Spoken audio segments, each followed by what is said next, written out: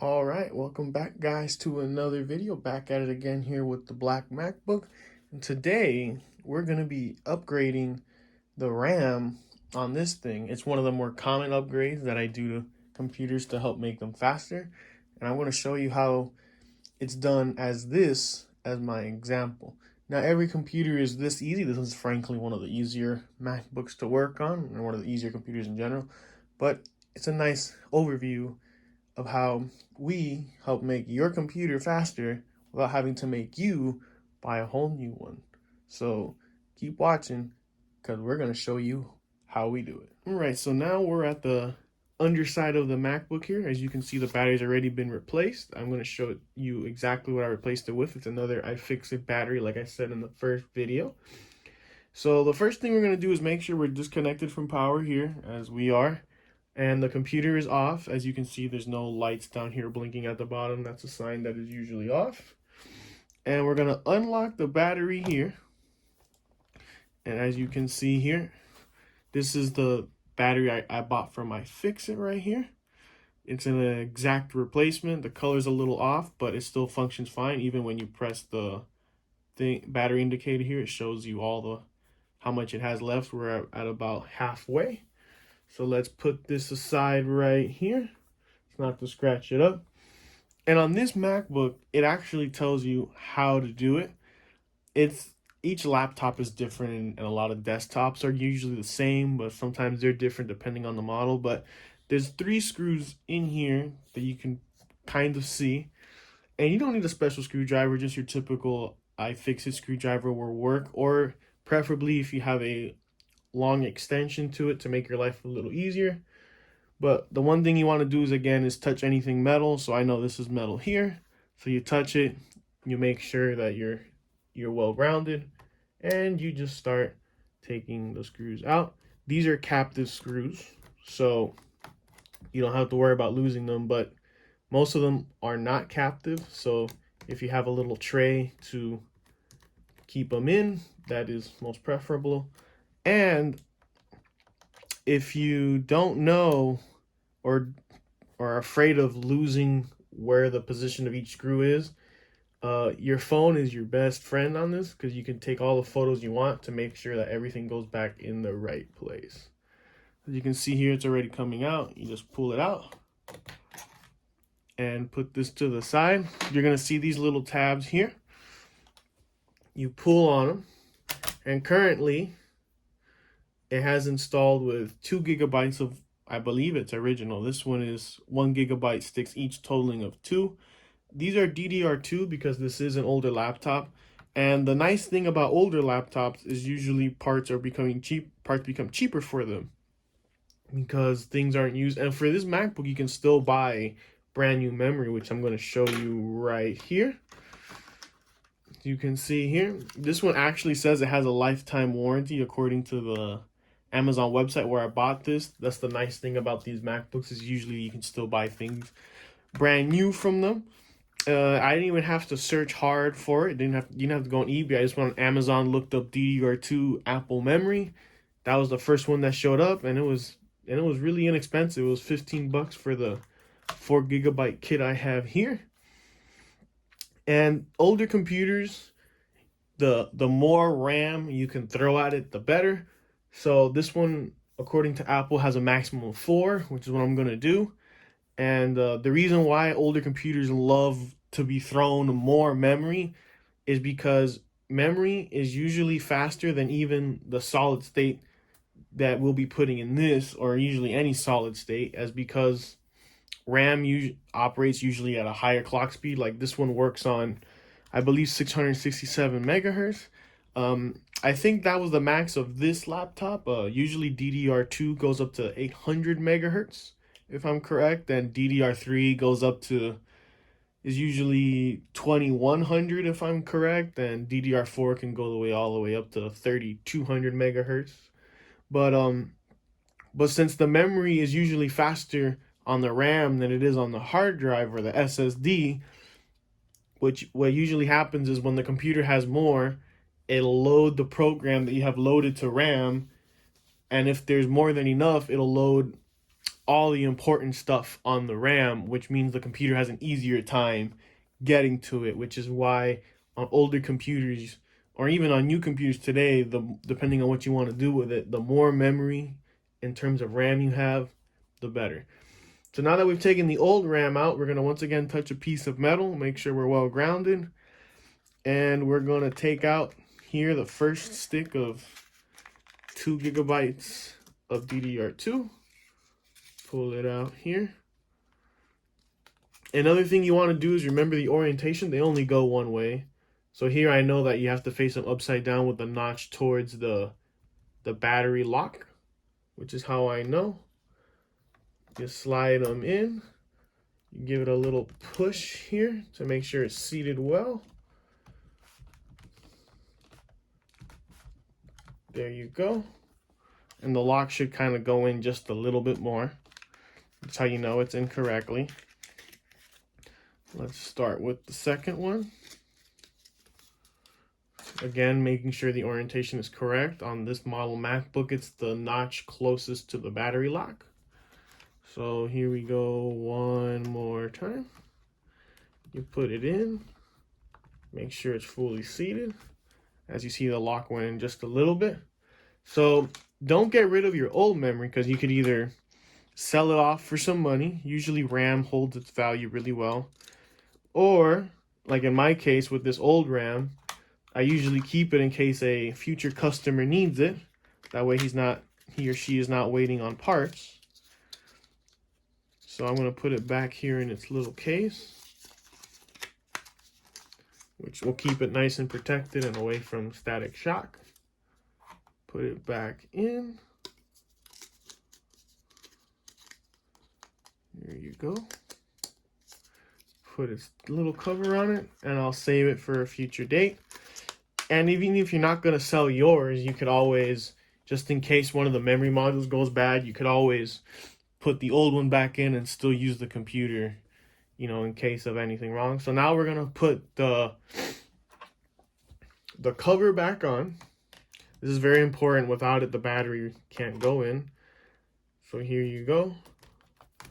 And then with just one hand, do the middle one first, which is what I prefer, easier. It also snap into place a little bit to help you hold it in. So here you go. You don't want to go too tight on these, because remember, you do have to take them out eventually, and you don't want to strip out the screws. So here you go. Now we'll do the end one to help us hold it in a little more. And now we'll do the last one, the one closest right above the trackpad.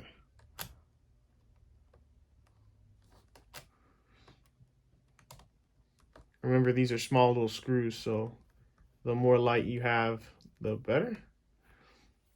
There you go. And now we'll put the battery back in. The battery orientation is the feet have to line up with the top one here. And it only goes in one way. The connector for the battery is here on the side. So you usually slide that in first. Press it down. And then with your little tool, a coin usually works here. You can lock it back into place. And there you go. Everything is back in. And now to make sure everything works is you flip it back over. And you start it up. Pressing the power button right here. So you can see the light blinks. And you get the Apple startup chime. So here, I actually, for the sake of this test, I actually installed Mac OS X 10.6.8 on it, because I wanted to see, you know, just what it'd be like to have this computer back in the day when you first got it. As you can see, with 4 gigabytes, it loads up nice and quick. And here, you go to double here, you go to About This Mac. And as you can see here, it reads 4 gigabytes of 667 DDR2 RAM with the 4.2 Duo. So believe it or not, they make a browser for this. And we'll do that now here, because we're not really doing anything much with it. But we have it here. So believe it or not, they still make browsers even for this old operating system. And I want to state clearly something is that in the last video, I said I was using this as a daily driver. What I meant to say is I'm using it as a daily driver to show how old computers like this can still be functional. So on this one, I couldn't get El Capitan on it, but however, I heard that you can put Windows 10 on this. So if you wanted to, you could put Windows 10 instead of the Mac OS, the latest Mac OS. This takes is 10.7, which is Lion. But let's say you're not going to really use this for anything much, or you just want to use this as a collector's item, or just as a little bridge computer between the newer MacBooks and your older MacBooks. You could actually download a web browser called Nightly, and it'll allow this old computer to go to modern websites. So we'll go to google.com here. And look, you get the modern Google, and we'll go to YouTube here. And since it's Firefox based, you can download all the extensions for Firefox like you would normally. So in this case, I have ad blocker here. So we'll pick up a random YouTube video here. Let's do this boat test one here. As you see, it loads up just well. I'm going to turn off the audio here real quick just in case of any copyright issues. So we'll go here. It's actually on 720 as we speak. Let's go to full screen. As you can see, the video plays pretty well. Let's see what we have here on, well, I don't have it set up as a right click yet, but as you can see here, it doesn't seem like there's any drop frames, and if there is, it's probably very few, but as you can see, the video plays just fine. So even at 720p on an old machine like this, you can still watch your Netflix, or you could still watch your YouTube as we're doing here just fine. And if you put Linux on it like I had before, you can do anything you really want as a basic computer, like your Netflix, your YouTube, your Hulus, and all of that. So with 4 gigabytes, you see it's more than enough. We can have a couple tabs open here. We'll go here, YouTube on this one. Again, one more time. Let it load up there. Go to the next one here. We'll do a different one here. We'll go to Google. And one more time here, we'll have 3 tabs open. We'll go to the WinRAR correction that I used to download. So we'll have 3 tabs open here. And when we go here to, oh, sorry, wrong tab. I don't want to download at the moment. We'll go here to applications. We'll go to our utilities. We'll go to we'll go to activity monitor. As you can see here, our CPU is not at all utilized that much. According to this, it's about 4 or 5%. We're idling at around 95. We'll go to system memory here. It says we got free 2.54, so it gives us a whole lot more room to work with. 4 gigabytes total, as you see.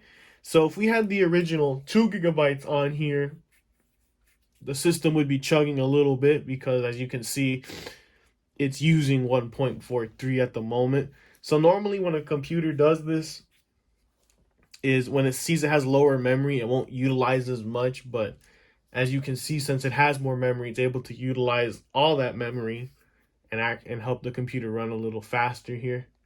So, again, the more memory you can throw at older machines, or at any machine in general, usually is a good thing to do. So especially on Windows 10 actually likes 8 instead of the 4, which is the minimum. I've seen it where with 4, the UI is a little choppy. The graphics isn't as nice. But once you put even 6, you'll notice it a bigger improvement, where the computer seems to run a lot nicer. And when you put 8, which is what I consider the minimum for Windows 10, it's a very, very nice experience to use Windows 10. The UI works fine, all the animations work, all the pop-ups are smooth. So when it comes to memory, the for newer computers, Windows 10 8 is the bare minimum, is what I recommend. But on these older computers, the more you can put on it, the better. As you can see here, when you slide here, all the pop-up notifications work, like for Safari. When you click on dashboard, you see everything is nice and smooth. When you exit out of here, everything is nice and smooth. You open up the calendar, it's almost instant. The bumping up and down of the icons is smooth. It's not choppy. So, the more RAM you have, the better. Well, that wraps it up for this video. So thank you very much for watching another Dolphin Computer Service video. I appreciate it. And if you have any questions about your computer for your business or for your home, for whether it's equipment setup, computer repair, upgrades, or PBX, by all means, check out the link below to my website for all the services we offer. Thank you very much. Have yourselves a great day, folks.